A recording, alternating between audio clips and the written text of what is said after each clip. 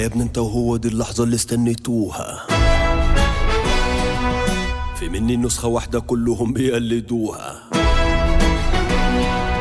أسطورة الشاشة، قنبلة الساحة، عربية 2 وأسود تعبين حركات ونمر تشغل ملايين، واللي يقول لك أنا عامل رجيم رمضان كريم. مش بنهزر، لا نهزر، مش احنا اللي بنستنصر. هتملى الحته انت دي على اتصالات بقى. شكله هينسى مننا.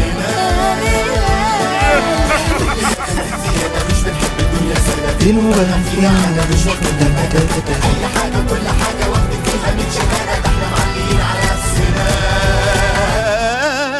واللي وسعت مننا واحنا كمان وسعت مننا.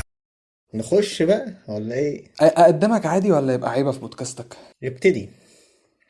عامل ايه يا استاذ محمد؟ ازيك يا استاذ نور؟ والله انا الحمد لله بخير، والله الحمد لله يعني مبسوط. حل هلال وشهر مبارك. كل سنه وانت طيب يا استاذ محمد، وربنا يا رب ما يقطعها عاده. احنا دلوقتي بنعمل ولا سيزون يحرمكم كام؟ مني ولا ولا يحرمني منكم.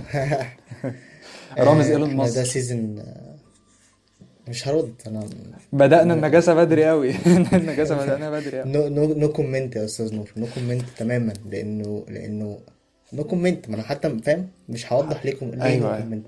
عارف الناس الكبار اللي هم بيكتبوا على فيسبوك لا تعليق؟ ما كانش لا ينفع انك تعليق، تعمل كده، يقوم كاتب تعليق بقى. فحاجة بشعة يعني. إجابة على سؤالك السابق، السيزون الكام؟ فهو اه السيزون التالت. التالت ما شاء الله. التالت. تحس ان احنا قطعنا شوط كبير قوي، وتحس كمان يعني الايام اللي فاتت واحنا بنحضر كنت حاسس واحنا بنتكلم عن الحلقات السابقة اللي احنا عملناها او المواسم او حتى اول مرة سجلنا فيها، كنت حاسس ان هي من مدة طويلة. الاحساس بالوقت ما بقاش حقيقي قوي فعلا، انا معاك. بقى في شيء من الخداع كده شويه، ان انت ما بين ان انت حاسس ان هي المده طويله جدا، وفي نفس الوقت لا، انت حاسس ان هي ممكن تبقى قصيره، يعني في نفس اللحظه، فاهم؟ بين هذا وذاك. انترستيلر. انترستيلر، يعني تقريبا الدقيقه في كوكب الارض حاليا في مصر في الاوضه عندي غير في الاوضه عندك، فاهم؟ غير فالاحساس مختلف. بس خلينا نتكلم في الفايب الحلوه، ان مبدئيا احنا عاملين 3 سوازن مع بعض، يعني احنا كده عدينا انا ثنائيه كده امير هاخدك وانا كرارة مروح. وبيتر ميمي في كلبش والاختيار. هاخدك وانا مروح كده خلاص. هتاخدني وانا يا عم، انا كده انا بتاعك. بتاعي. بس لا، عشان بقى احنا في شهر كريم وبتاع. مش عايز طبعا تشكر اكيد. حد قبل ما نبدأ الحلقة؟ عايز أشكر أختي، لأن هي تليفونها أنقذنا أثناء التسجيل. ده حقيقي والله. أنقذنا فعلا، فحابب أشكرها، ولو إن هي ممكن ما تكونش أصلا بتسمع البودكاست أو هتسمعه يعني، بس شوت أوت. شكر واجب، شاوت اوت لاخت محمد زغلول. الله يخليك. ست الكل ده طبعا، يعني على دماغنا الله طبعا. يخليك. احنا معانا ايه السنة دي يا استاذ محمد؟ احنا معانا حاجات كتير يا أستاذ نور، لكن مفيش معانا اختلاف كبير ربنا دايما كده كده أكيد قبل اي أكيد، حاجة. ونعم بالله طبعا، ونعم بالله. لكن الشيء الثابت يمكن معانا الفترة الأخيرة، خصوصا لما احنا كبرنا كشباب يعني، وكناس عاشت رمضان زمان في الشارع وفي الصواريخ وفي المسلسلات زمان، انت فاهم، مش محتاج اشرح لك يعني. الشيء فاهمك طبعا، الثابت انا يمكن معاك. معانا هو انه احنا بنحاول دايما دايما الفترة الأخيرة ان احنا نجبر الفايبس، نجبر ال الحالة ان هي تبقى دافية مرة تانية. بنستحضر حاجة مش موجودة، بنستدعي، بنحزق لها يعني بالبلدي. بنحزق لها بالظبط، تحس انه ايه ده، خلاص ما بقاش فيه شيء يعني فعلا. اولا والاجواء اختلفت تماما، لانه رمضان بقى بيجي في شتاء دلوقتي، فانت مش حاسس صحيح. خالص بالفايبس بتاعت الجو. ولا في عيال في اجازة نص السنة لابسة نص كم وبتلعب في الشارع وعاملة صداع. ولا انت نفسك مع صحابك في الشارع، انت خلاص بقى عندك شغل وبقيت في حياة مختلفة تماما. آم، حتى الناس اللي حواليك، حتى طبيعة المسلسلات، حتى طبيعة الحياة عموما اختلفت تماما، متفهمش يعني. صح، احنا عشان جيل، احنا نفس الجيل تقريبا، تقريبا. يعني ممكن يكون في فرق مقام بس اكيد ما فيش فرق سن. آه، المقام واحد يا حبيب اخوك. يا حبيب اخوك اقول لك على حاجه، اتفضل. بشويشه بشويشه قلب اخوك، بشويش قلب اخوك. بشويشه قلب اخوك. بشويش احنا قلب الاتنين اخوك يا نفس. اخواتي، يا اخواتي. بشويشه يا اخواتي، بلاش شغل ظلم المصطبه ده، عشان ايه ما نروحش كلنا الحكيم باشا كده. ازاي الراجل بتاع اي ار تي بيعلن عن المسلسلات كل سنه، هو كان بيعمل الحركه دي، يقول لك مش عارف ايه وراح فين علشان ما نروحش مش عارف فين وبتاع. ايوه يعمل موضوع تعبير كده، يربط الحاجات اسامي المسلسلات ببعض، يعمل منهم سيتويشن. هي الفكره انه بقدر ما يمكن الحاجه دي ادمت قوي لان هم لسه بيعملوها. بس بتجيب ريتش، زي ان انت كل سنه تقول يا هو رامز عامل حاجه السنه دي، بتتفرج عادي زي الخير. بس انا مش بتفرج على رامز يعني ما فعليا. بتفتحوا على الفطار، انا لا والله عمري ما فتحت رامز على الفطار، تصدق؟ بتفتحوا افلام لديفيد فينشر على الفطار وكده. احنا على الفطار بنتفرج على ذا جاد فاذر 2 الموسم الثاني، الجزء الثاني. كل يوم بناخد منه الاسره تلت ساعه. السينيفاي الرزق. طبعا احنا اسره. مش حابب اتكلم عننا كتير بصراحه. انا بس هتاكت مفيش عرض حاجه اهلي في تتقال سيزون 1 لو تاخد بالك على فكره. ما كنتش عارف ان البتاع ده هيتسمع اصلا، في فقعدت السيزون اقول لك الأولاني. احنا سوايسه وبتاع ومش عارف ايه وناكل انا سوشي. فاكر قصه في ريكاب السويس بقى، ارجعوا اسمعوا الحلقه الاولى، موجوده صح. دلوقتي على اليوتيوب، انت بقيت على اليوتيوب دلوقتي. احنا بقينا على اليوتيوب فعلا. احنا عملنا ايه، عملنا تقنيه اليوتيوب، دخلنا تقنيه اليوتيوب في الحلقات. ف يعني قدرنا ان احنا نكون متاحين على اليوتيوب كبودكاست، مش كفيديوز وكده. احنا مش رافعين فيديوهات، احنا حاطينه كبودكاست. ولا نأمل الفيوز يا استاذ نور اللي انت عارف، ولا نأمل للبلايز عموما، ولا نأمل لأي شيء. احنا نأمل بس احنا ان بنعمل احنا ده كده، احنا شيعة بنعمل ده، بنجلد نفسنا بيه. مش احنا عايزين شيعة. حد يسمعه. احنا شيعة بالظبط يعني، فاهم؟ لدرجة ان انا اصلا هسمي ابني حسين. حسين. الحسين ان شاء الله. حلو هسميه الجوكس حسين ان شاء اللي الله. بص، الكنسله في أربعة. اول 10 دقايق في الحلقه حاجه حلوه برضه، عشان لو حد بيسمع عايز يكنسلنا خلاص خلصنا، ما يضطرش يقعد يسمع. صح. خلاص يعني هو اوريدي عارف هو مكمل ايه يعني، او هيسمع ايه. انا اشعر ان الحلقه اصبحت كقطعه من منتجات محل بلبن، ان ايه الحاجات بقت سايسه على بعضها. انا كنت عايز اقولك ان احنا نفس الجيل، حضرنا رمضان في الشارع في الصيف، فما بقيناش حاسين بالفايب بتاعته في الشتاء. ده توبك اهو، نقفل ميتين. التوبك التاني ان انت عشان تبقى على اليوتيوب، احنا تواصلنا مع اداره يوتيوب، بعتنا لهم صحيح، احنا بعتنا اليوتيوب فعلا. بعتنا اليوتيوب واتفقنا ومضينا عقود وبتاع وقشطه، قالوا لنا تعالوا ارفعوا عندنا وهيبعتوا لنا بودكاست. الدرع. فالحلقه دي او البودكاست ده بقى فيه حاجات مميزه جدا على يوتيوب، رقم 1. رقم 2، الحلقه دي بتتسجل بتقنيه يا استاذ محمد، بتقنية الزوم يا استاذ نور. اول بودكاست في الميدل ايست بقى يبقى فيه الحكايه دي. يبقى بتقنية الزوم، وده شيء ما بيحصلش كتير يا جماعة يعني. مين في 2025 بيسجل بودكاست بتقنية الزوم؟ مين في 2025 بيسجل بودكاست؟ كتير بصراحة. كتير، مصر كلها كتير بتعمل فشخ بودكاست يعني. لما يعني بقى المشكلة ان انا لما جيت فكرت في الموضوع، كنت حاسس ان انا ايه من ضمن الموجة، فاهم؟ فما كانتش من عجباني ضمن النقطة الموجة. دي. اللي هو حتى انت لما بتيجي تقول لحد انا عندي بودكاست، يقول لك انت، اللي هو النظرة بتاعت اللي هو انت بقى بتطلع بقى مش عارف تعمل ايه بقى كده. ما انا بطلع اعمل كده فعلا. لا بس هو يا جماعة انتوا ليه بنحاول نقول ان دي حاجة المفروض فئة معينة من البشر تعملها يعني؟ وليه دايما لازم يكون مثلا لما اجي اعمل بودكاست مثلا اطلع اتكلم في الميكانيكال كام؟ ليه لازم اطلع ليه اصلا حد يتكلم في ميكانيكال كام يعني بجد؟ ليه كريستوفر نولان كل ما يعمل فيلم لازم يتكلم يقول في لك ميكانيكا كام ميكانيكال مثلا، مش كام. عارف يعني. ليه؟ هو الراجل ما ده على جتش فكرة كام شكله شالها وهو صغير، لما فهمها وهو كبير قال لك انا هفشخ. خلاص انا فهمتها. هفشخ ميكانيكا كام بقى اهو. انا فهمت ميكانيكال كام. هقول لك على حاجه، لا اتفضل. قول. لا، انا عايزك اتفضل. تدخل عليا، احنا عايزين ندخل على بعض عشان يبقى بودكاست. عايز ندخل عليك؟ لا ادخل عليا فيرتشوالي. ما انا ما انا خايف ادخل عليك تنهار مني يعني. اخد فيروس ولا حاجه. حلوة قوي يا ولا، حلوة قوي النكتة دي. حبيب يا محمد. بس صحيح يا استاذ نور، بخصوص الحديث عن رمضان و وان احنا بنأكت لايك محمد رمضان وبنقلد صوت محمد رمضان، فيجي طبعا. على بالك ذكر الشهر الكريم. هل فعلا انت تظن وانت من الناس اللي بتصدق في نظرية ان محمد رمضان مقتنع ان الشهر اتسمى على اسمه؟ انا عندي كلاب بتهوهو فشخ دلوقتي اول لما قلت محمد رمضان، فانا هعتبر ان ده دي ان دي علامة. دي القافله او اللي بتسير، هو القافله اللي بتسير ودي الكلاب اللي بتاعوي. مش شرط، ممكن يكون في حد يقول لك لما بطلتش تتكلم عن محمد رمضان احنا هنيجي نني ما تقول ما احنا هنقعد نحط بليب بقى، نقعد بالايديت بقعد بليب بليب بليب، اقعد ازمر على الشتايم كلها. فاهم، شاحنة لايكات بقى، شاحنة بليب. شحنت بليب لعيونك. بص اقول لك على حاجه. انا معتقد ان محمد رمضان شخص كاريزماتيك قوي لدرجه ان ممكن يكونوا سموا شهر رمضان على اسمه. مين اللي سمى يا أستاذ واعتقد جمال؟ مين اللي سمى الناس اللي ماسكين رمضان. مين اللي ماسكين رمضان؟ محمود رمضان اخوه بقى. الناس اللي ماسكين محمد رمضان، فاهم؟ الناس اللي قفشته في الشارع. الحكومه اكيد معاه برشام وبتاع. واعتقد ان مصطفى شعبان شهر شعبان اتسمى على اسمه برضه.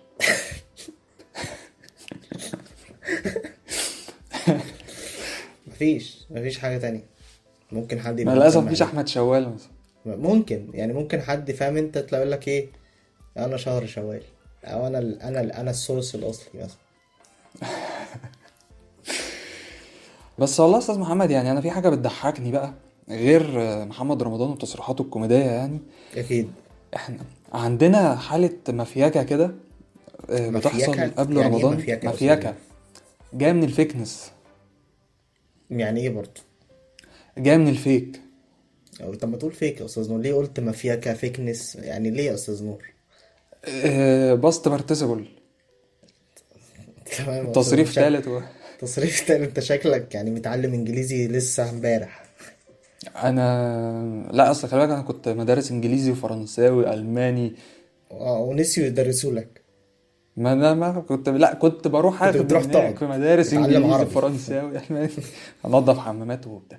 ايه الحاجة اللي انت شايفها ويردو؟ عارف قبل رمضان ب10 ايام كده بيحصل حالة اللي هو ايه، مسلسل 30 حلقة بيتعرض امم قبل رمضان، ففاضل لسه اوكي. فيه 18 حلقة ما خلصوش، وفاضل على رمضان 12 يوم، فتلاقي فجأة القناة بقت بتستغفلك وبتعرض 3 حلقات ورا بعض، اللي هو يلا محدش هياخد باله، محدش هياخد بي باله، بي بي يلا. بيمارسوا عليك الجانج بانج، اللي هو تعالى بقى ايه انت. ما تفهمش اصلا يعني، هما تحس ان هما قال لك ايه اعلانات، ايه يا عم فكك، شيل الاعلانات دي، مش مهمه الاعلانات. احنا هنعرض المسلسل، احنا اول مره نهتم بالفن كده.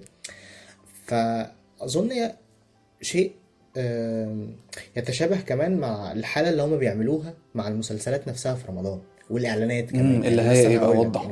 انه انت مثلا في رمضان اول يومين ثلاثه دول مثلا بتلاقي المسلسل بالتتر، تترينه الاول اللي في البدايه وفي النهايه تلاقيهم بيتعرضوا. بالظبط.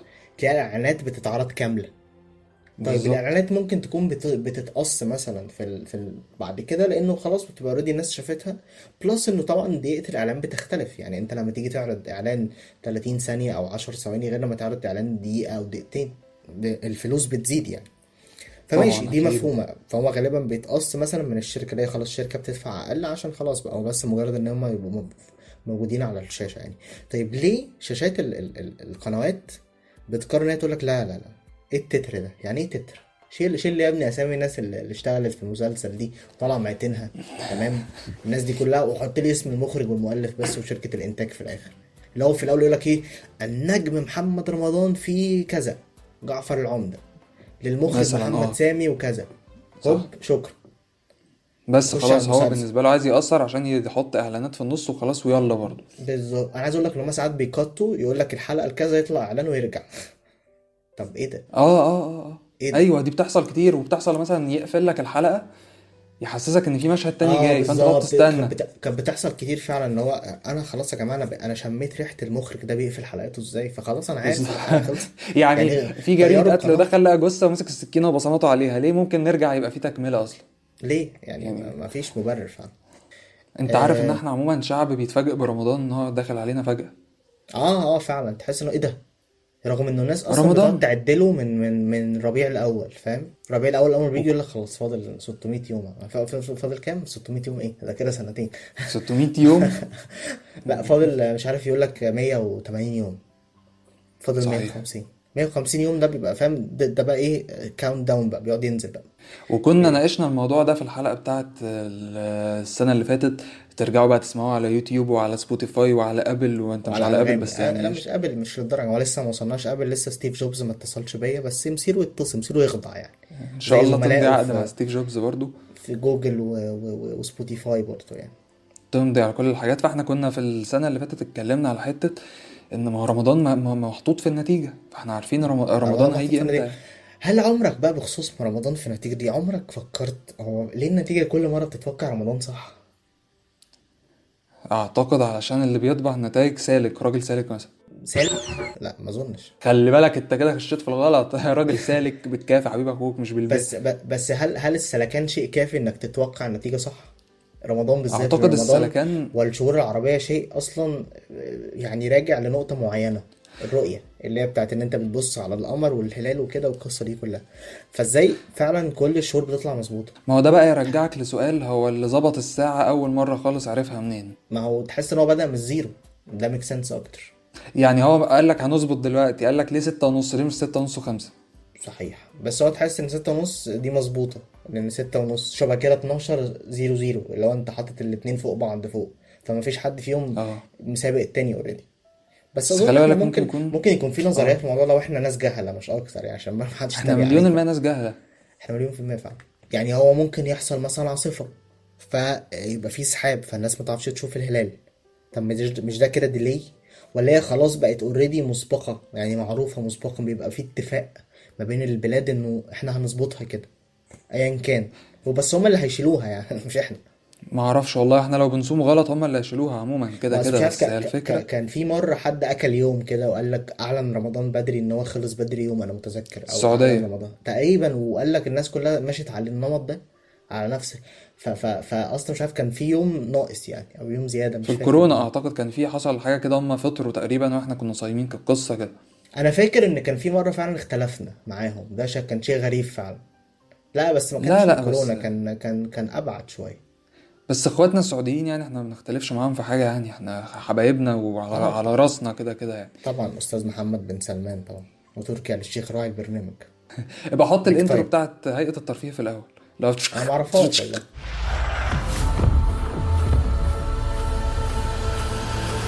انا حاسس ان احنا اهيف بكتير من ان احنا نقعد نتكلم في القضيه دي. انا حاسس ان احنا ناس في الحلو منه، وفي الرز بلبن منه، وفي الكنافه منه، يعني في البيستاشيو منه. في البيستاشيو منه. الحلقه دي هتسميها ايه البيستاشيو. صحيح؟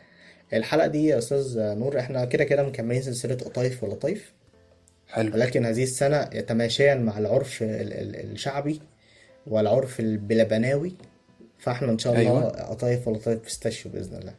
قطايف طبعا دي ولا هتغرق بيستاشيو؟ السوق من داي 1، يعني السوق كله طبعا هيبقى لونه أخضر في انا لو رمضان. حطيت عليك انت بيستاشيو ممكن ابيعك اصلا. عادي فشخ، فاهم؟ ايزي. ممكن انت لو احط حطيت على بيستاشيو على خراك بيستاشيو اه. هتبيعه، ولو ان خراك ممكن يقلب بيستاشيو اصلا لو اكلت شويه خضار يعني، فاهم؟ هو اساسا الصوص البيستاشيو ده اصلا عامل زي الناس الهنود. اه لا اقول لك عارف الاطفال الصغيرين لما بيجي لهم اسهال في مرحله ما، ايوه ده بيبقى لونها، يا مخضر اقسم كده. بالله ما بهزرش. اه والله. الاطفال فعلا في مرحله ما في الطفوله المبكره فشخ، اللي هو ممكن يكون عنده ايام او شهور بتلاقيه بيجي له اسهال، بيعمل حمام اخضر. فهو غالبا بياخدوا كل الحمام الاخضر اللي بيعمله كل الاطفال في العالم ويعملوا منه صوص بيستاشيو.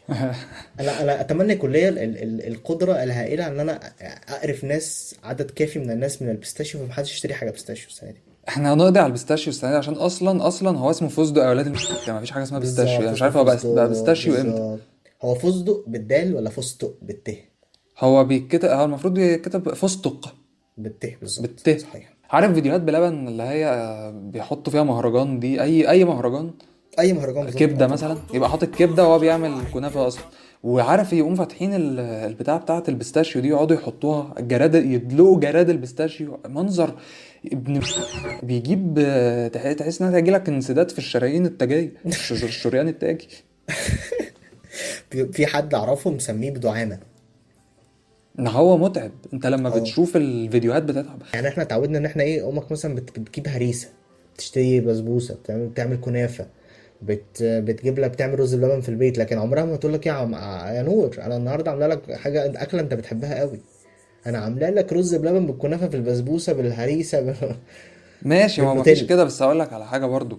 ده ستيل تقدر تحس ان هو حاجه شعبيه، لكن اللي بلبن بيعمله فكره، عارف لازم بص، هو خطوات بلبن اي حاجه بنعمل ايه، مبدئيا بنشغل مهرجان، بعد كده العيال بتاعت بلبن دي بتلبس تيشيرتات ضيقه قوي جدا قوي، مش بتبين عارف بتبين ليه. مفاتنهم.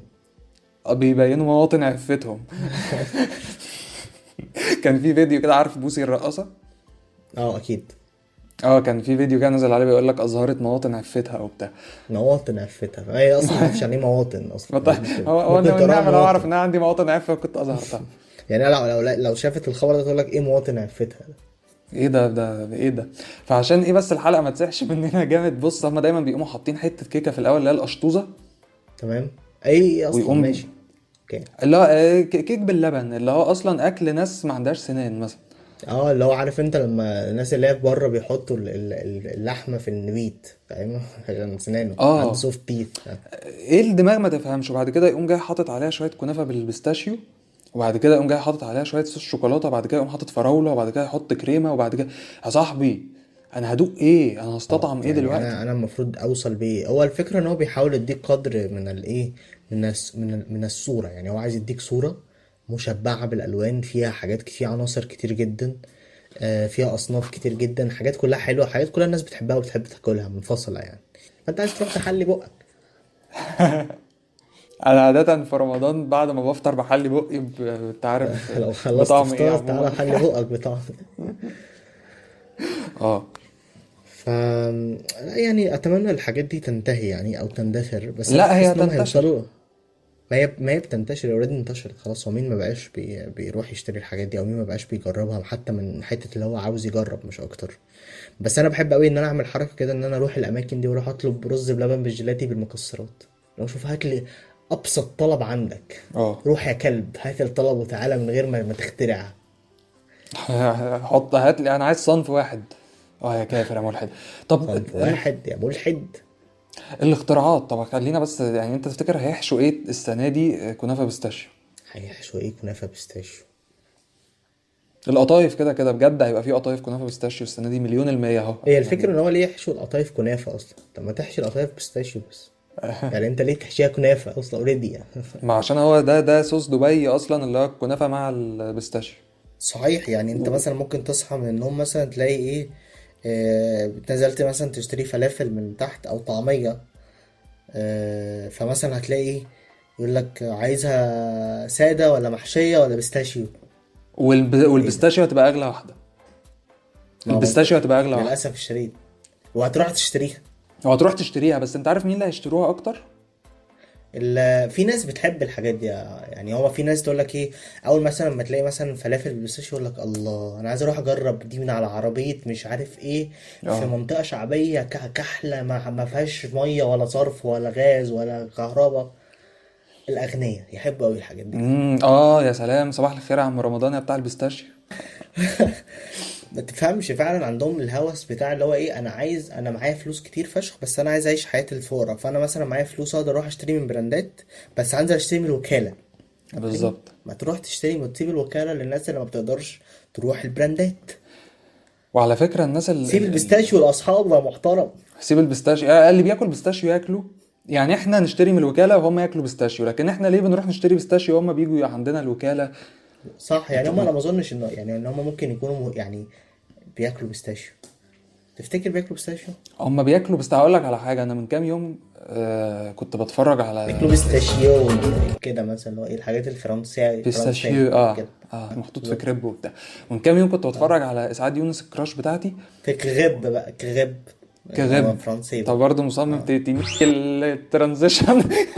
مصمم الترانزيشن. اتفضل. آه، انت قلت لي ادخل عليك فانا دخلت. ما انا بعد ده انت خرقتني. اتفضل يا استاذ. من كام يوم كنت بتفرج على اسعاد يونس الكراش بتاعتي، فكانت جايبه بياع بطاطا طبعا اكيد. صعيدي. والله بياع بطاطا صعيدي.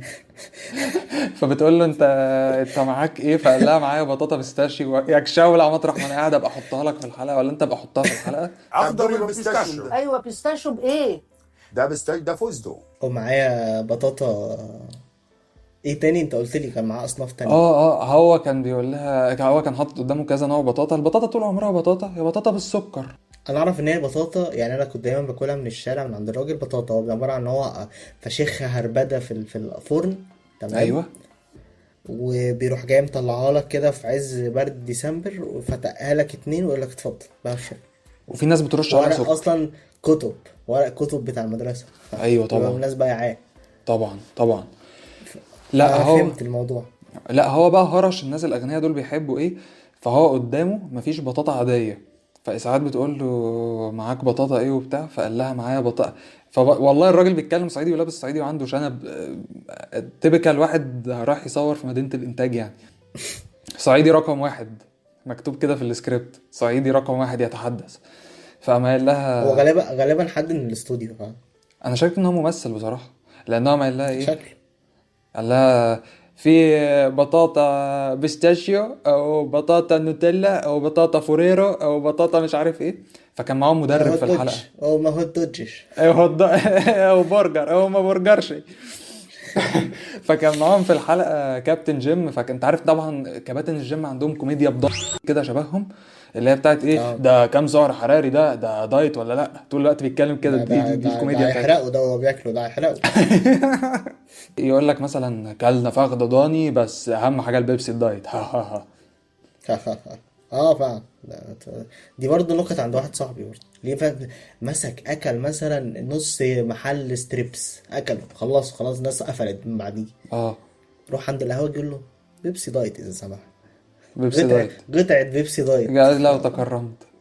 فالراجل بتاع الجيم ده ما قال له بس البطاطا دي فيها كام سعر حراري، قام مطخن صوته ومجنصه عليه كده. فما قال له، الراجل الصعيدي بص له كده، ما قال له عشان الجماعه بتوع الجيم. قال له الجيم مش الجيم. هو هنا قلب صعيدي. وبعد كده ما قال له عشان الجماعه بتوع الجيم انا عامل بطاطا بينات بطر او عسل او موز. والله ياك شولع.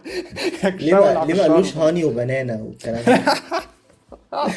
اللي بيروح الجيم الجيم دواتي قوي البينات بطر، الله ينور عليك، مع موز وعسل. والله العظيم فاخر من فالاغنياء بيحبوا اللي هو الحاجه اللي هي الاورينتال لما بتبقى مزينه بالحاجات الغنيه. ده حقيقي ما تفهمش يعني. هو تحس ان هو ايه، مستخسر انه يكون في ناس تانية ليها اسلوبها المختلف في الاحتفالات، او ليها اسلوبها المختلف في التقاليد عموما، فاهم يعني. انا صحيح. دايما كنت مثلا وانا صغير كان في كده اتقال لي دايما ايه، انه مثلا انت لو رحت مثلا دولة تانية غير مصر مش هتحس برمضان. ايوه طبعا معروف. وكمان كان يتقالك ان انت مثلا في اماكن مناطق مثلا معينة ما تحسش بيها في رمضان خالص. يعني مثلا المناطق اللي هي كانت بتبقى راقية زيادة عن اللزوم، اللي هي ممكن دلوقتي توازيها الكومباوندات مثلا، اللي هو تحس انه في الاماكن دي مفيش الفايبس بتاعت زينة الشارع تحس ان هناك كل حاجه لاكجري كده، اللي هو ايه الزينه بتاعت الشارع اللاكجري، اللي هو اصلا هم اوريدي مش حاطين زينه في الشارع، هم اوريدي عاملين زينه في مدخل العماره. انت فاهم. مفيش مسحراتي في الراجل اللي هو ايه اللي بيطلع بديسكو مصر. انت عارف ديسكو مصر بيطلع كده يلف على ايه، على بيتش باجي مثلا ويقعد يلعب مزيكا. ايوه ده المسهراتي. مظاهراتي بالظبط. مسهراتي. بيلعب بيتس مثلا، هما بيصحوا على البيتس. وبعدين المشكله ان لما هم بيعملوا الحاجات الممحونه دي هي بتبقى غاليه عليك انت بقى كبني ادم مد. بالظبط. هو اصلا بمجرد ما بتتسرب لهم في ناس بتستغل الموضوع فشخ يعني. فيغليها. فانت كشخص اصلا اوريدي كنت بتستهلكها او كنت بتحبها او كنت بتجيبها، غلت عليك، رغم ان انت يعني انت اللي فعلا بتحبها، مش مجرد شخص عايز يأكت او عايز يتمنظر يعني. ايوه يا عم، ما الفول طول عمره فول، لما بيتمدن قوي يبقى فول بالزيت الحار يعني. ولا يعني هو الفول مفهوم وماشي. هو الفول مثلا فول بالزيت الحار، فول بطحينه، فول احيانا بيبقى زيت وليمون، عارفه انت الفول ده؟ طبعا. في مثلا ساعات بيبقى مثلا فول بطماطم بيتقطع فيه مش عارف ايه، بيتعمل بصلصه يعني. في مثلا يقول لك فول بالصدق. لكن صحيح. بقى يعني في دلوقتي الدنيا ساحت شويه، بقى الفول فاهم، وتروح تاكل طبق فول في خيمه رمضان يقول لك 80 جنيه مثلا او 150 جنيه. ماشي، بس عشان ده مش طبق فول يا الفول؟ صاحبي، ده فول ده ايه؟ بالانجلش مش شمال اليمين، فول فول، والسيسمي صوص والسيسمي ستريت. والسيسمي ستري. صباح الخير يا يعني- طنط خيرها ملف. وعلى الخير يا عم جرجس. الدنيا هنا تفتح نفسك، مبسوطة هنا ما تتعبيش نفسك، ما تيجي زايد طوعيني، أنا في التجمع انسيني.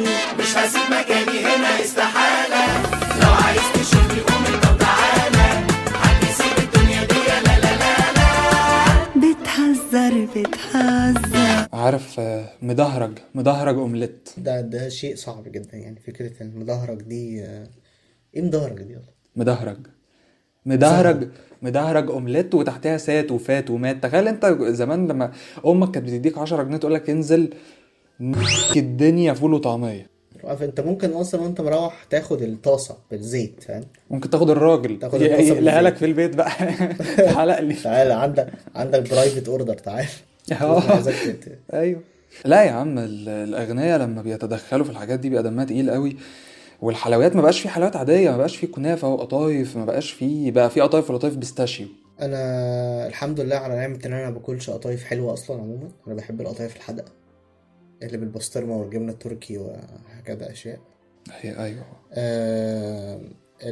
الحمد لله برضو ان امي لما بتعمل لنا كنافه في البيت بتعملها اوريجينال كنافه بالمكسرات أو اوريجينال كنافه، بالشربات حاسبكم دي. عليها غاليه برضه في الاخر. فاهم. تعالى ده انا عامله لك اوريجينال كنافه يا حاجه، دي كنافه عاديه ما تقفريش الدنيا. فهي بتعملها عاديه اللي هي بالمكسرات وعليها شربات عادي فاهم، ايزي نايس. ايزي يعني. ولما فاهم لما نشطح بنعملها بالكريمه مثلا، او اللي هي بيبقى فيها كاستر. طبقه مش عارف ايه كده في النص بالقشطه او لا اللي هو ايزي بيزي منه يعني، اللي هو الحاجات اللي احنا ايه اهالينا زمان اوريدي قال لك تيجي نفجر ونعمل تورته جيلي. تورته ايه؟ تورته في تورته جيلي والله. انا اعرف ان اخر اكتشافات العلم عندي ان في تورته ايس كريم. ما في تورته ايس كريم، في تورته جيلي. شفت فيلم بوشكاش؟ شفت في المشكش في حته كده لما محمد سعد بياخد هانيا يحتفل بعيد ميلادها، لما بيقوم دابب السكينه وادوارد بيجي يقول له هنقول احنا لسه حبايب. خلاص قول. كان جايب لها تورته جيلي. ادخل. يا دي من ايام بوشكاش. من ايام يا عم، تورته الجيلي قديمه يعني، بس بقول لك ده اللي هو كده دي الروشنه يعني بتاعه الاهالي. بالظبط. ما عنديش فكره ممكن يوصلوا ان هم يحشوا ايه كمان السنه دي يعني. ممكن يحشوا مثلا بدريه طلبه. بدرية طلبة محشيه اوريدي اظن. بدرية طلبة اظن هي شبه العرايس المحشيه قطن. بس هي مش محشيه قطن. هي شفطرت، قالت طلعت مع ابراهيم فايق قالت انا كنت مشفطره وبتاع. يعني ايه مش هفطره؟ يعني عامله دك فيس شفاتير. تقريبا بس هي دي بيسموها شفاتير. عند بدريه بقى في اللي تقول لك شفاتشير. انت بتحبيش الرخيص ولا بتحبي الغالي ولا؟ لا انا بروح للغالي. بشفطر بس بالغالي. بمحنه كده فيها محنه. هي تحسها رقاصه جالت لها عادي نقول ولا نتيد دي. لا اسمها الدوره الشهريه. هنتيد دي برضو. اسمها العاده. العاده. انا جات لي العاده. جبت لنا معاكي الخير كله. افرحوا يا بنات يلا. الواد ده بيضحكني فشخ. الواد اللي هو بيقعد يغني بيقعد يرقص على الاغاني بتاعت رمضان دي، يقعد يعمل حركات كلها ايحاءات جنسيه. ده بيضحكني جامد. هو اصلا فاهم يعني. هو محتاج تدخل جراحي بجد محتاج تدخل عموما، حد تقيل في البلد من الحكومه فاهم. احمد رزق رئيس مثلا ولا؟ يتدخل فاهم. بس احمد رزق خس يا اسطى. ممكن شماء سيف خست برضه. ويزو ايه الدنيا حاليا؟ لا ويزو عندها التهاب في القولون. يا حبيبتي. طب اقول لك على حاجه متورمه حلوه. زياده. مالها؟ متورمه زياده. هي متوجسه خيفه. لو بصيت على ويزو تحس انها واحده شكل واحده متوجسه خيفه. اتفضل قول. بما ان احنا جبنا في سيره الفنانين، ما تيجي نشوف الفنانين السنه دي عملوا ايه وقالوا ايه، علشان انا الفقره دي بستناها من السنه للسنه. لولا انك بس تحلفني وحلفتني يا نور انا ما اقدرش ارفض لك طلب. ارجوك يا استاذ محمد انقلني دلوقتي حالا كده، خدني على فقره التصريحات. يلا بينا على فقره التصريحات.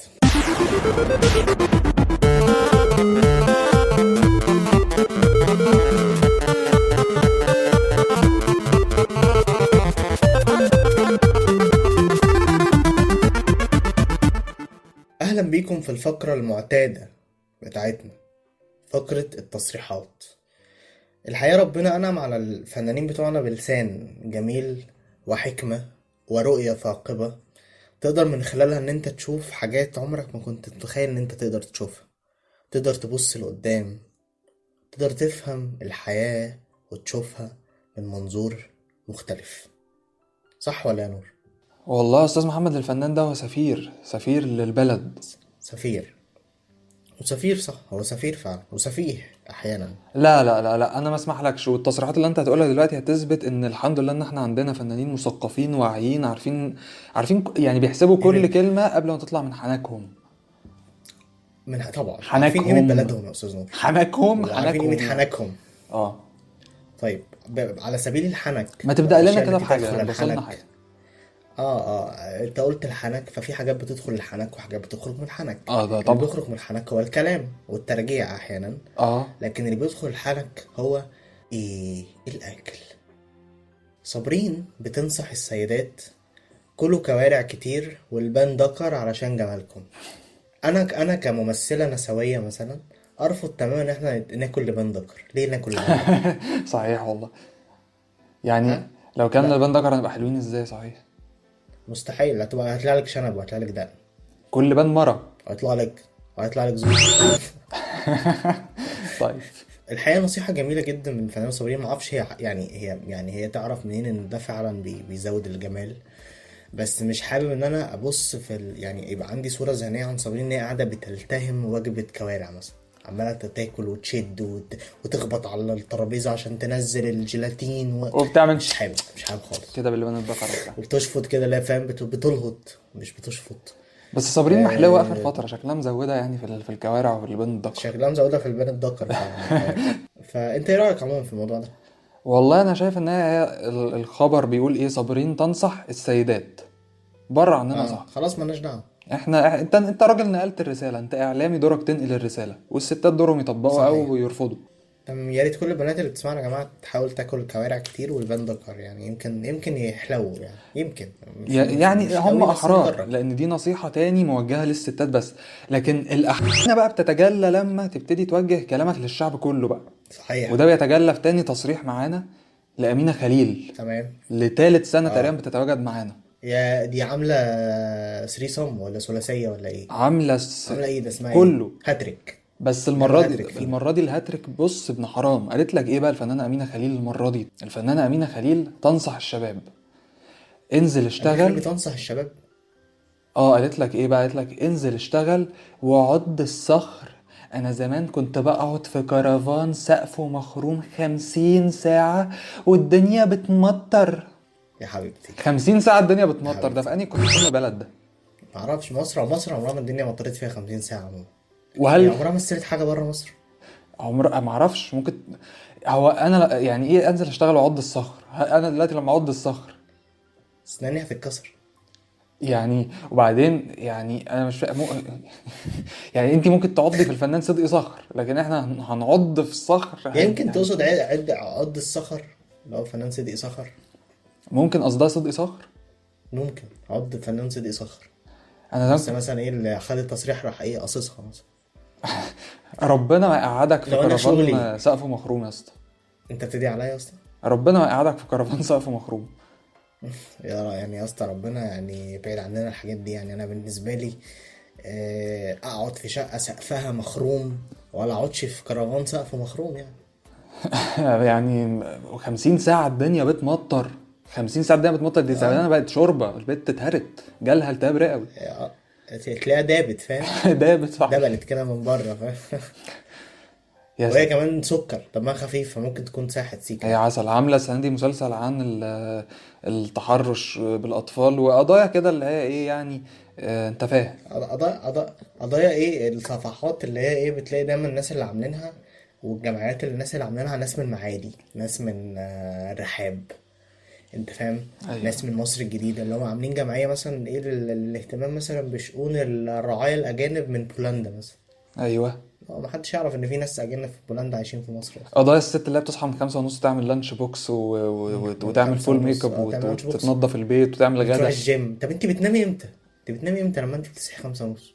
بجد يعني انا بخاف من الستات يعني دول طبعا، كل التقدير لاي ست بتعمل كده، بس يعني دي حاجه تقلق برضه. حاجه تقلب بس دي انت معناها انت ما عندكيش حياه او عندك زياده عن اللزوم. لا لا يا عم، لا يا عم، انت مصمم تتكنسل كل سنه ليه؟ مش فاهم.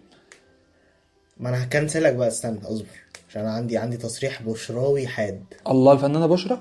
الفنانه بشرى طبعا، بشرى للفنانه بشرى. الدين. بشرى لمحبي التصريحات، بشرى لمروجي الاشاعات. يعني تحس ان هي ايه بتقول لهم حاجه خبر جميل، بس هو مش خبر جميل، هي بشرى بتوجه لكم رساله بتوع الاشاعات. انتوا اتجوزت راجل هيجيب تفاصيل اي حد مش عاجبني. بيعرف يعمل ده زوم. قواد ده ولا ايه؟ يعني ايه هيجيب تفاصيل اي حد مش عاجبني؟ اتجوزت كاميرا سوني. يعني ايه؟ يعني ايه يجيب تفاصيل اي حد مش عاجبك يا فندم؟ مش فاهم.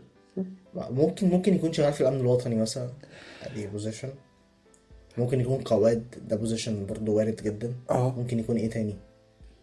ممكن يكون راجل عنده او سي دي مثلا، فبيجيب تفاصيل اي حد مش عاجبها. مثلا حد لابس الوان غير متناسقه، بشرى تقوم قايله لها خالد. انت عارف ان ده ابن محمود حميده بالمناسبه؟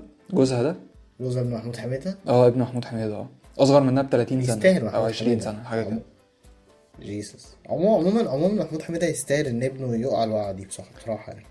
بس هو وقع واقف يا اسطى. وقع في يا اسطى، دي بشرى يعني. بشرى جميله فنانه زي القمر يعني، عندها نمش. من ايه؟ من السواد. انا مش من كتر سوادها.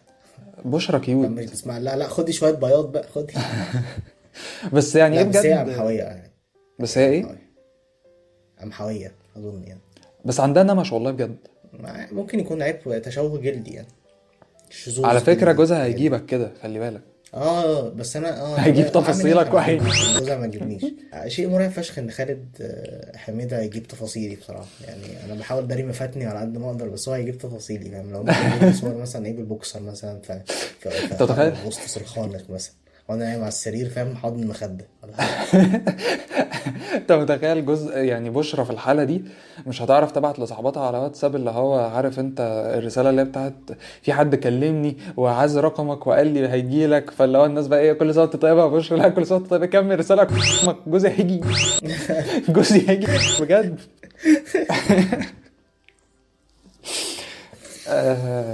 خبر يعني، ده خبر النهارده ببلاش. بكره هيبقى ببلاش ان شاء الله. برضه لا يخليه بفلوس يعني، دي بشرى. دي الحاجات اللي لازم تفضل ببلاش. هقول لك على حاجه، اتفضل.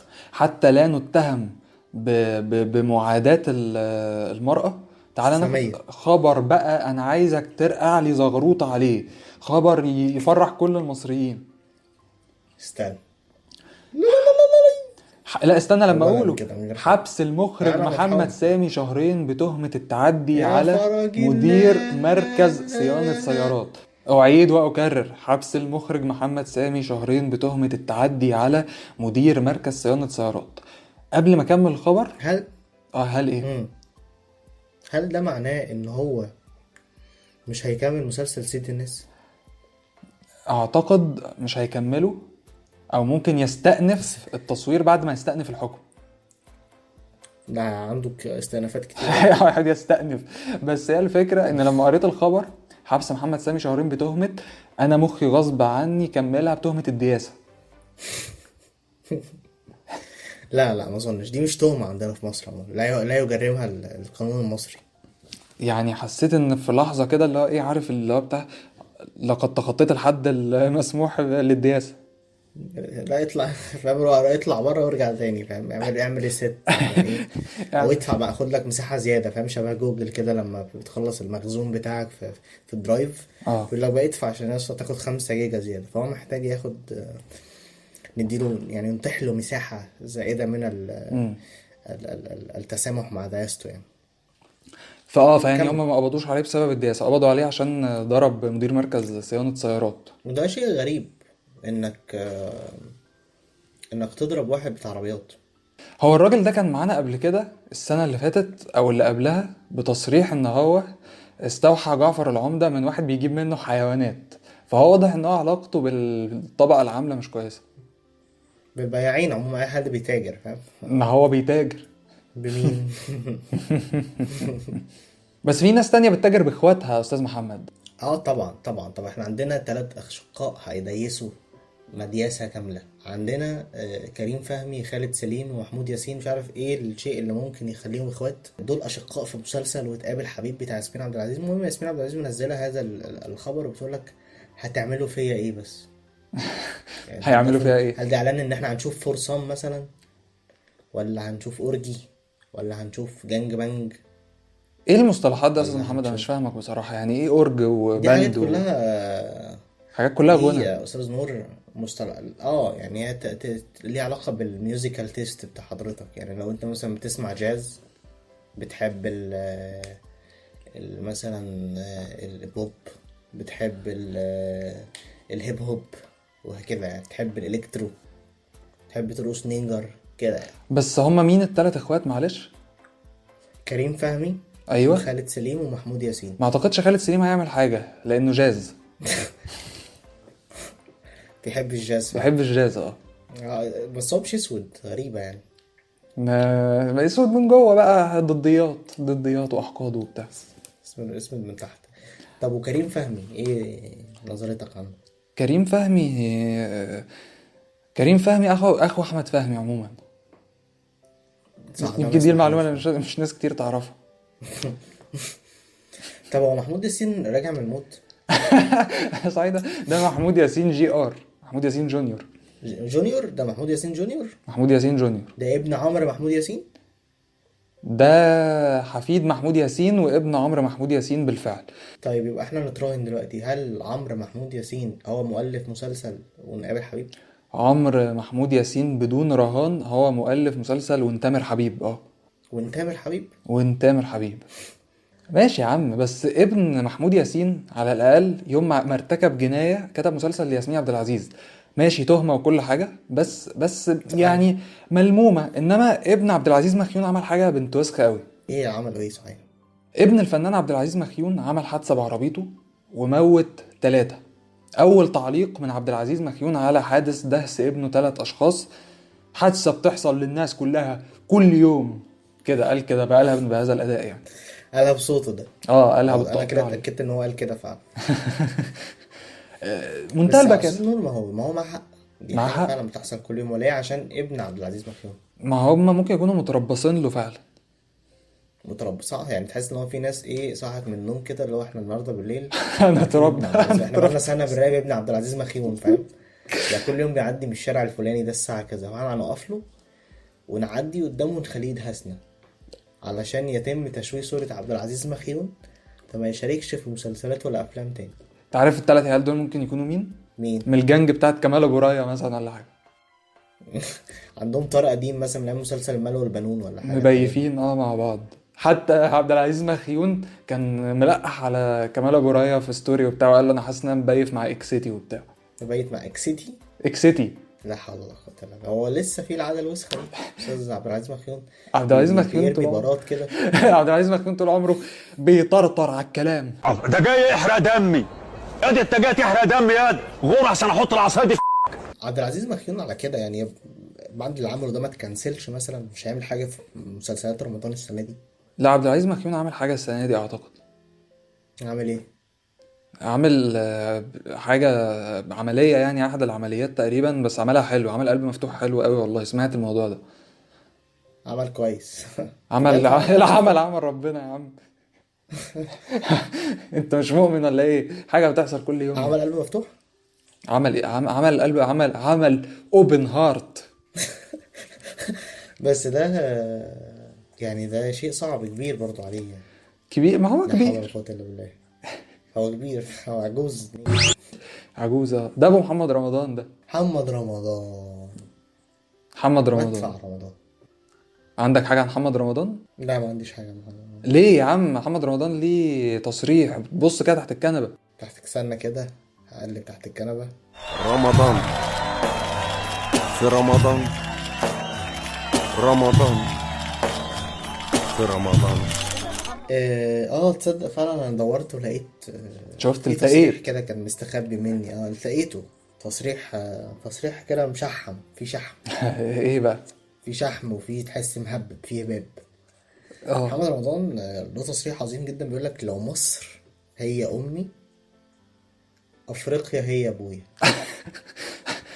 هو قال ان افريقيا هي ابوه، معنى كده ان مصر بتحب البي بي سي.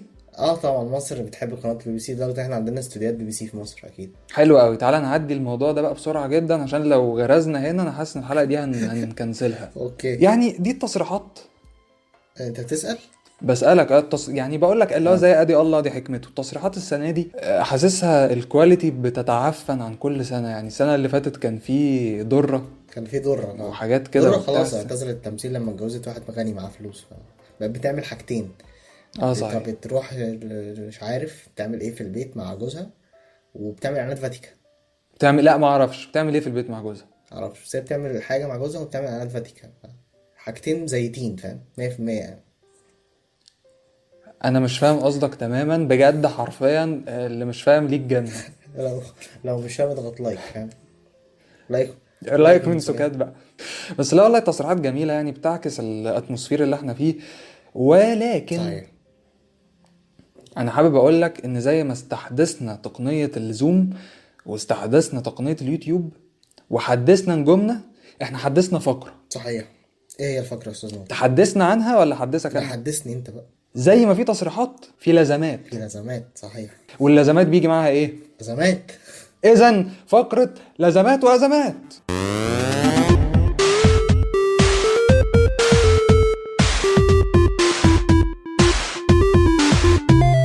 لو كان الموت كفاية كان ربنا عاقب بالناس مش بالعذاب.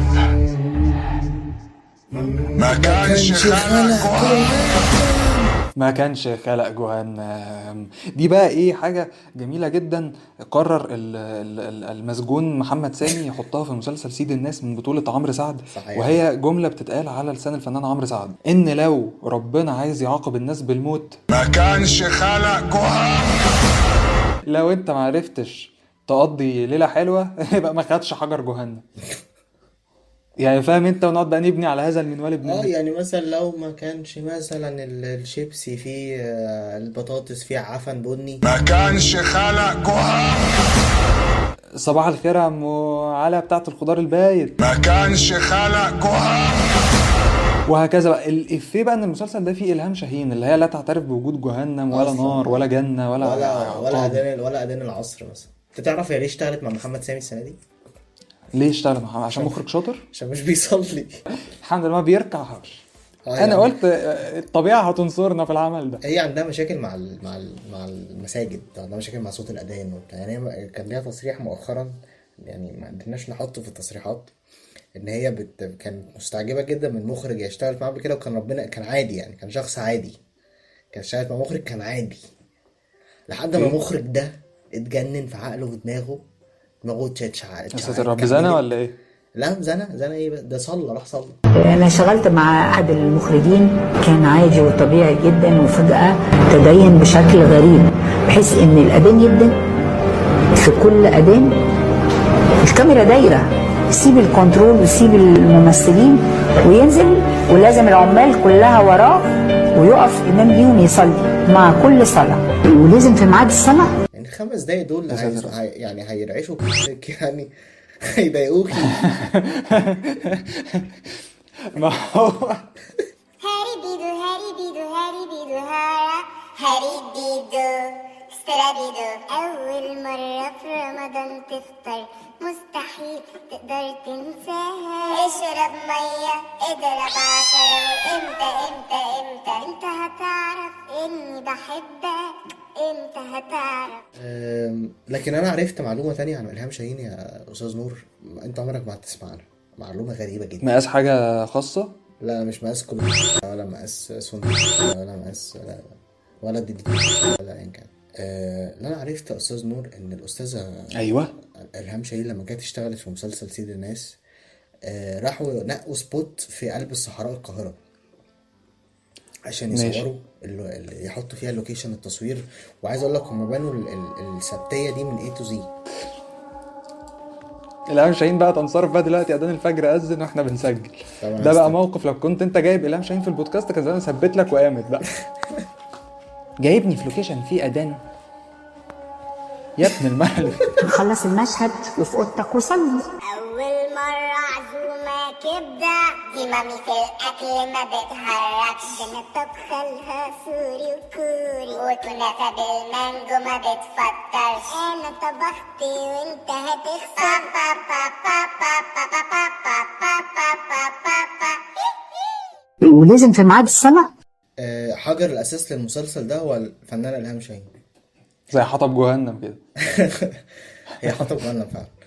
فالأستاذة إلهام شاهين اشترطت عليهم وعلى المتحدة ككل إنه مفيش حاجة هتنزل رمضان السنة دي لو أنا ما تنفذليش رغبتي في مسلسل سيد الناس. إيه هي رغبتها؟ ببساطة شديدة جدا، ما يبقاش فيه أي مساجد أو جوامع أو أي صوت من أنواع الأذانات على مقربة في دايرة كده قطرها 50 كيلو متر، عشان ما يحصلش نفس الموقف اللي لسه حاصل معانا دلوقتي. علشان ما يحصلش نبقى الموقف بنصور. بتاع إن هي تبقى مشغولة وبتصور وبتاع، هوب تلاقي في أذان أذن عارف انت لو ايه، لو انت بقى كمخرج عايز تروح تصلي يلا خدها جري بقى 50 كيلو وتعالى. لا وهي كمان ما تسمعش صوت الأذان ده يأثر على أدائها، يعني الأداء صحيح. هيتأثر. اللي انا اعرفه ان هي لما بتسمع صوت الأذان خلاص بتخرج بره الشخصية، الأذان عندي شغال. أنستونا أمال إيه؟ أول مرة في رمضان صبحي مستحيل تقدر تنسى، وبقدم نفسي وحلاوة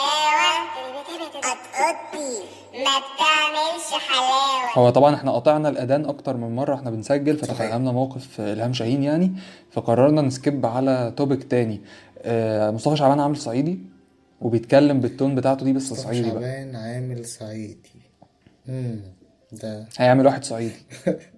دور واحد صعيدي. شباب هو غالبا بيقلد الراجل اللي كان مع سعد يونس. هيطلع بتاجر في الكلاشينكوف او في الشوت جن، هدايا سنايبر. سنايبر هو ما سنايبرش. بس هو طلع اسمه حكيم باشا. حكيم باشا بيطقم للباشا. هل هو حكيم؟ لا هو حكيم از ان هو حكيم، يعني لايك وايزر كده. لايك وايزر نوت لايك السلام عليكم تارا. لا لايك وايزر. لان طول الاعلان بيقول الحكم، بيقول لك خلق دايق وراسي ناشفه ودماغي حجر صوان وبيتكلم كده بيعمل كده. والفنانه ساره الصاغ بتقول انا طيبه قلب ده هي اللي مشند لحالي. انا طيبة قلبي مشان لحالي. يعني لحالها. بس هي بتقولها على بعض. ايه اللي هي الجنادل بتاعت النيل. انا السعوديه. السعوديه قويه فوق وبتكلم كتير مشند. اوعى كده ملختكو. اوعى كده ملختكو. في حد كان بيتكلم كده في اعلان مسلسل بالمناسبه ظلم المصطبه، مسلسل كده في ناس فلاحين فبيقعدوا طول الاعلان عشان يثبتوا ان هم فلاحين، تقول لك اني خايفه خالص. أني كل يوم عن التاني بحس إني ببعد عنه. أنا لو اتطلقت تتجوزني؟ أنا تعبت. ايوه شفت بقى شيء سيء بشع يعني عموما يعني. شغل فلاحين. حاول. يعني ليه تقلدوا الفلاحين يا جماعه؟ ليه تحسهم ان هم بني ادمين وبشر وليهم قيمه وتواجد؟ بس جامده بتاعت لو المبادئ اتبدلت هغير المبادئ واعمر البنادق، دي جامده فشخ. هكتبها دي. انا حاسس ان دي سلوجان شركتي ان شاء الله. انا عامل شركه ان شاء الله سلاح في بتاع يعني التصريح كسرات بندق. هيبقى ده سلوجان بتاع انا طول عمري عندي مبدأ ما ابتديش العركه ابدا، بس لو العركه جاتني اغير المبادئ واطلع البنادق. فيلم ايس ايج يعني. يا دين هو الاخر فيلم ايس ايج. تصدق جامده فشخ. جامده فشخ والله جامده فشخ. يا دين امي انا. بس هي من كتر ما هي نوستالجيك انا حسيت اني عايز احضنك ان انت فاكر الفيلم ده اصلا. لاف والله.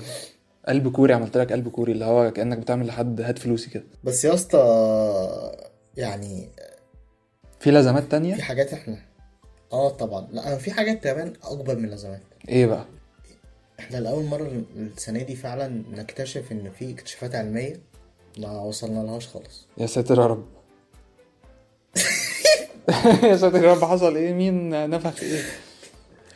لا الموضوع لا نفخ ولا حاجه، بس هو اللي فعلا شيء غريب النهارده اللي بنسمعه النهارده لاول مره انه في عمليه لشيل الحنيه. ايه ده؟ ازاي ده؟ بالليزر ولا ايه؟ معرفش بقى. مين اللي هل عملتها؟ بالليزر، هل بيعملوها مثلا شبه عمليات الصرع زمان اللي بيفصلوا النص اليمين عن النص الشمال مثلا. أيوة. فخلاص. بس الفنانة غادة عبد الرازق عاملة عملية وشايلة الحناية. يا حبيبتي، لا يا حبيبي، انا عامله عمليه وشايله الحنيه.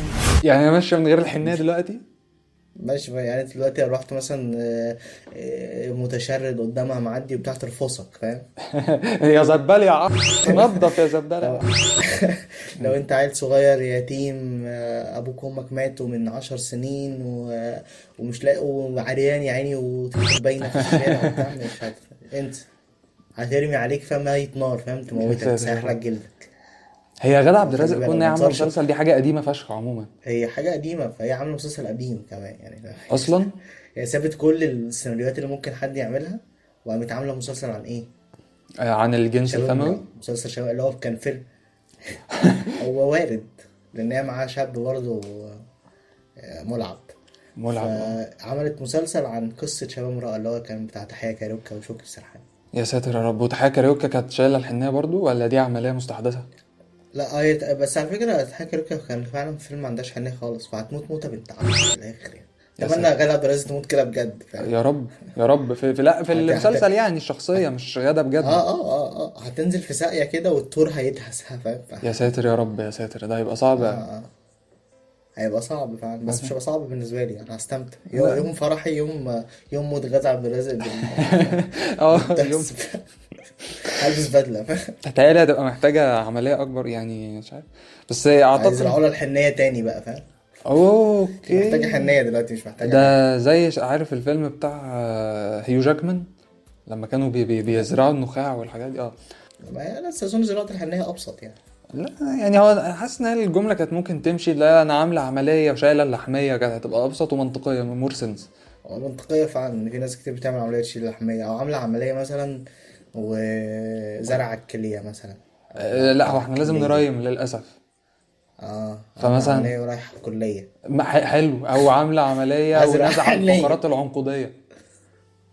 ده طويله، دي عمليات طويله او العنقيه. ماشي. انت عارف ان اعلان سيد الناس، اعلان الناس فيه حته كده طول الاعلان بيقولوا انت ابوك كان عنقودي.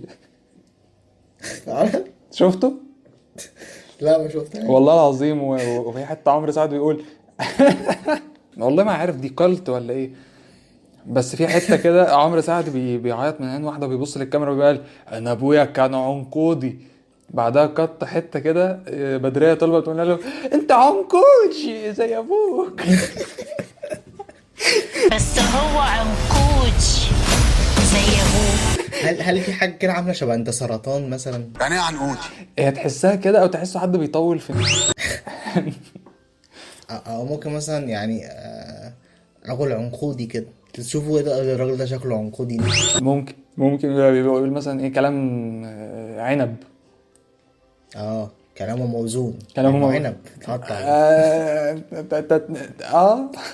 والله العظيم عايزين نبقى نشوف المسلسل عشان نحل لغز العنقوديه ده. يا ريت انت يعني صحيح على ذكر المسلسلات يا استاذ نور. في عالم محمد سامي، في عالم 60 حلقه ايش وسيد الناس. تخيل يعني مين فعلا حابب يؤذي نفسه اذى كافي فيشوف 60 حلقه لمحمد سامي من اخراجه؟ الشعب المصري كله هيعمل كده. انخفاض الاجور بقى والدولار في الطلع، فيلا والصراع ما بين حكام الاقاليم وكده. يعني فاهم، فقشطه. وبعدين التعب مختلف يعني. سيد الناس هتوجع يعني اذى للودان، لان الناس كلها تقول اعلان مش صوت عالي قوي. هتطبطب بقى ايش بقى هتتعب تعب من نوع اخر. فهو فاهم نو نوت رمضان. هتعامل على ان انت قلت زينة رمضان وقشطه، خلي يومك يعدي، والكلام ده يفرح محمد سامي قوي عموما يعني. ممكن نبقى ناخد الحته دي نديها لمحمد سامي. فهيبقى فعلا في جهاد نفس شديد جدا في مسلسل ايش. لذلك انا هقاطع عالم محمد سامي هذه السنه يعني. مقاطعه لا ريب فيها. خلاص اشوفه بعد رمضان ان شاء الله. ليه هتشوفه بعد رمضان؟ عشان عادي. بقى ابص براحتي بقى تبص في ايه؟ وهبص براحتي. تبقى في ايه؟ الصوت بيقطع. اني داخل الاسانسير، اني داخله الاسانسير دلوقتي، داخله انا داخل نفق بشويشه يا قلب اخوك. ما تجيبهوليش ده، بلاش ده، بلاش ده، بلاش ده، بلاش ده، بلاش ده. بيخوفني بجد. هو ازاي بجد قوي كده وسندال؟ ازاي ولد سندال كده؟ انت سندال قوي. ما دام فيها سلاح بقى يبقى بشويشه. ما تجيش على فاضل بطل عشان انا اجي على بلد شبه. بسم الله الرحمن الرحيم. خلي بالك بقى من نفسك. هو عارف من اين تؤكل الكتف. راح جاب اشهر حد بيعمل اغاني حاليا في الشعبي، مفاتيح قلبك معايا وبتاع، راح كده فتح له المسلسل. يلا تخش برجلك اليمين. حلو قلب اخوك. المسلسل ده رقم 1 في الشارع باذن الله. تقريبا احنا واحنا بنتفرج على بنسجل الحلقه، تقريبا المسلسل عدى الاعلان بتاعه عدى ال 35 مليون. 35 مليار؟ مليار ده ايه؟ احنا ما فيش 35 مليار في الكوكب ولا حتى في الكون. جدعانه يا قلب اخوك. ناس جايه توجب مع اخوهم العوضي عادي يعني. ف 35 مليون ده رقم خزعبلي برضو بصراحه. صحيح. على فيسبوك كمان يعني، انت بس بتتكلم على الاعلان على فيسبوك. ولا يعني هو عنده كالت كده، كالت العوضي، فاهم؟ الناس كلها بتحب تشم ريحه عرقه وبتحب تلحس حلماته، فطرياته. ياخدوا القشر اللي في شعره مثلا، فاهم انت؟ يعملوا بيه رز مثلا، فاهم؟ يحطوا بيه رز كده. هو ويلبسوا هدومه قط. هو بيلبس قط، مش حمام، بيلبس قط. هو بيلبس قط عشان قطمه احسن من نحته يا حبيب اخوك. نعم. قطمه احسن اسهل من نحته. بشويشه برضه. هرجع تاني اقول لك بشويشه. بشويشه. كل ما الكلام ياخدك كده وتترجم معاه وقال لك بشويشه. ياسمين عبد العزيز هتقطع المسلسل ده بالمناسبه. قشطه. اكيد. كوميديا بقى اللي هو ايه، في هي تبقى بتصور مسلسلها. ايوه مش عشان حاجه، عشان لسه مش عارفه كريم فهمي وخالد سليم وعمرو محمود ياسين هيعملوا فيها ايه. هيعملوا فيها ايه لسه يعني، تعرف الحلقه 30 فاهم. هنشوفها اول يوم رمضان بقى، لو قادره تمشي كويس يبقى هم ما ضربوهاش علقه يعني. بس تقول لي عوضي، تقول لي مش عارف ايه، مفيش حاجه هتكتسح غير مدفع رمضان محمد رمضان الساعه 7 على دي ام سي. نمبر 1 اعلان اهو يا عم ببلاش كده يا جماعه. نمبر 1 نمبر 1 وعملت بصبعي كده نمبر 1. رمضان في رمضان في رمضان. محمد رمضان عنده حضور وكاريزما جامدين فشخ بصراحه يعني. هو ممكن يكون شخص اتم، شخص رزل، شخص قليل الذوق وحاجات كتير سيئه، لكنه عنده، ما تقدرش تنكر الكاريزما اللي عنده يعني. انا بحس ان هو عنده كاريزما بتغلب العوضي بكتير، تغلب عمرو سعد مثلا. ايه الفنان ده؟ الناس بتحاول تعمل ليجاسي اللي هو عمله في المسلسلات الشعبي، بس ما حدش بيعرف، لان هو عنده حته تانية مختلفه عن الفورمه وعن اللسان المعوج وعن الكلام الشعبي. لا خالص، الدنيا كلها ما بتمشيش كده. انتوا بتحاولوا تجبروها ان هي تمشي كده، بس هي مش بتمشي كده. فهو عنده الكاريزما دي وعنده الحاله. هو كمان لذيذ فشخ، هو تحس انه بيضحكك يعني. هو فاهم، دمه خفيف بجد يعني. ده حقيقي. وكمان هو ممثل شاطر، فهو حتى هو بيخري او بيعمل حاجه سيئه، هو ممثل شاطر، فهو في النهايه بيعملها بشطاره برضه. ومش عنقودي. ومش عنقودي، فاهم؟ دي حاجات برضه ايه بتعلي من مراتبه يعني. فاظن ان محمد رمضان ممكن بالبرنامج بتاعه ده حرفيا ياخد الشو تماما من وسط المسلسلات. يمكن مش هيبقى انا معاك ان هو كده الناس برضه هتتفرج على مسلسلات، انه في الاخر هو مجرد برنامج هيبقى تلت ساعة في اليوم ولا نص ساعة، بس هياخد شو جامد فشخ يعني. هو مثلا كان محمد رمضان ايام ما كان في جعفر العمدة كان بيقتحم الساعة بتاعة الفطار دي، فهو هياخدها برضه. المتضرر الاكبر هو رامز ايلون ماسك عموما. رامز ايلون ماسك. تعال نعلم على الكلام ان محمد رمضان هياكل الجو بالتلت ساعة اللي هيعملها دي، ولكن رامز جلال عامل رامز ايلون ماسك. السنة اللي فاتت قلنا ان احنا مش هنرياكت على رامز، والسنة دي مش هنرياكت على رامز احنا مقاطعين رامز. ده بقى المقاطعه على حق ربنا. معانا سبونسر السنه دي. معانا سبونسر. مين بقى؟ معانا رعشة عدنان يا نور. رعشة عدنان. الرعشة بنفسها، كل الرعشة كلها على بعضها كده موجودة عندنا. لازم حد من الاسكندرانية يدوق. رعشة عدنان بتلف في كل مكان. حلو قوي، مبروك عليك السبونسر يا استاذ محمد. خد بالك انت بادئ التدرج. اول حلقه خالص كان صحيح. سبونسر معانا ولاد بيبسي، والسنه اللي بعدها بقى معاك سينا كولا، السنه دي انت معاك رعشه عدنان. السنه الجايه ان شاء الله استاذ محمد اشوفك معاك راكب دبوس الفرخه كده زي مسلم في ان شاء بازوكا. الله انا هيكون معايا بازوكا والبركه وفايف روسترز باذن الله 3. ده انت كده هتكاك يا استاذ محمد، هتكاك. انا هكاكي وزيت على الكلام يا استاذ نور. زيت على الكلام يا استاذ محمد. هسرب زيت على الكلام. هتسرب، تسريب مش هتسرب الوريد. اخبار، هتسرب زيت فعلا. ويمكن كمان تلاقيني بدخل الحمام 2-3 في اليوم. مش هتنزل انتي فيروس، هتنزل انتي نال. ضحكت قوي من قلبي. يا قلبي. انا بضحك معاك من قلبي طول الوقت يا استاذ محمد، مش بفيك اي حاجه. يا حبيبي انت، يا حبيبي انت. يا حبيبي جميل قوي. شوف الحاله العامه على البودكاست. اقول لك على حاجه يا محمد. الحلقه الجايه محمد رمضان. الحلقه الجايه محمد رمضان، وش محمد رمضان يلتقي بعمرو اديب ونصالحهم على بعض. يا الحلقه دي انا مش هتكلم فيها خالص. لا ما انت اعمل عمرو اديب. ايه اعمل عمرو اديب؟ حبيبي يا عموره. لا لا لا لا لا لا لا. لا ايه بس يا عموره، يا عموره راسك ابوسها. بص يا كرباعة، انت اخويا الكبير. هم عاوزيني اعمل عمرو اديب وانا ما مش هوافق. لا لا لا لا. معلش يا عموره، هات راسك ابوسها كده. معلش انا دلوقتي عامل علي ربيع وهو عامل رفاعي الدسوقي وهو عامل محمد رمضان.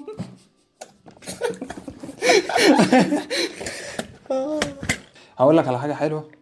لو الحلقه حلوه فده عشان اللي بيسمعونا حلوين، ولو الحلقه وحشه صحيح فيا عم يبقى اخدت فينا ثواب في اول رمضان كده. ان الحلقه وحشه هسيب حق الرد للجمهور. احنا عملنا حلقه لطيفه يا استاذ محمد. ده حقيقي فعلا استاذ نور، حلقه لطيفه انا حبيتها، اتبسطت.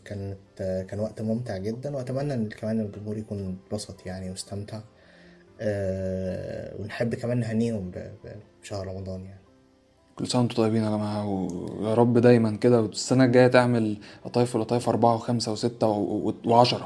وان شاء الله بقى نبقى في ايه، نبقى عاملين شبه السوب اوبرا كده 30 حلقه و60 حلقه بقى ايه كل سنه بقى. يا رب. 60 رمضان يبقى انا عندي 80 سنه كده. يا استاذ نور. حلو، بس القطايف هتبقى ناشفه علينا بقى، نجيب رز بلبن بقى. صحيح ان لو لسه بيتعمل يعني هيبقى فيه بلبن برضه وقتها. هيبقى رز بقى. هيبقى رز بقى. بيبيعوا الرز لوحده اللبن لوحده ويدوك بولة بيستاشيو في وشك. فعاوزين برضو نقول تيب كده، شويه تيبس للمشاهدين بتوعنا اللي هو يعني او المستمعين بتوعنا، اللي هو حاجات في رمضان لازم تعملها. اول حاجه ان انت لازم تاكل زبادي قبل ما تنام. زبادي اساسي. صحيح. الزبادي صحيح. بالطيب. زبادي نوع معين؟ لا زبادي ما عنديش براند محتاج اعمل له دعايه يعني. زبادي من رعشه عدنان بقى. رعشه عدنان عنده زبادي. وبيعمل زبادي؟ مش رعشه عدنان بيعمل زبادي. عيب مش بس عارف فيها السبونسر رعشه بتاعك يعني. طبعا. مش عارف ده ممكن يفطر ولا ايه يعني، مش عارف بصراحه. هل يجوز تبقى على جنابه مثلا، فاهم؟ النقطه الثانيه يا جماعه، انتوا لا تنسوا التعبد يعني. لازم تتعبدوا طبعا. تتعبدوا بقى طول وقتكم. تعبد وما تسمعوش كلام الهام شاهين عشان هي هتدخلكم النار. الحاجه الثالثه يا جماعه، سؤال بسيط جدا. تعرف منين ان رمضان جه؟ هقول لك، لما تلاقي نجوم السما مليانه ايمان، لما تلاقي الفرح في كل مكان، لما تلاقي هلال نور في السما فرحان، يبقى بعود رجوعك لينا يا رمضان. لما تلاقي نجوم السما مليانه ايمان، واما تلاقي الخير والحب في كل مكان، واما تلاقي هلال نور في السما فرحان، يبقى بعود رجوعك لينا يا رمضان. كل سنه طيب. باي باي. وحاوي مسحر دي وناس بتقيس، والكل اتجمعوا في تراويحك يركعوا، في المغرب يفطروا على الأذان. حلوا يا عيال فرحانة بالفوانيس،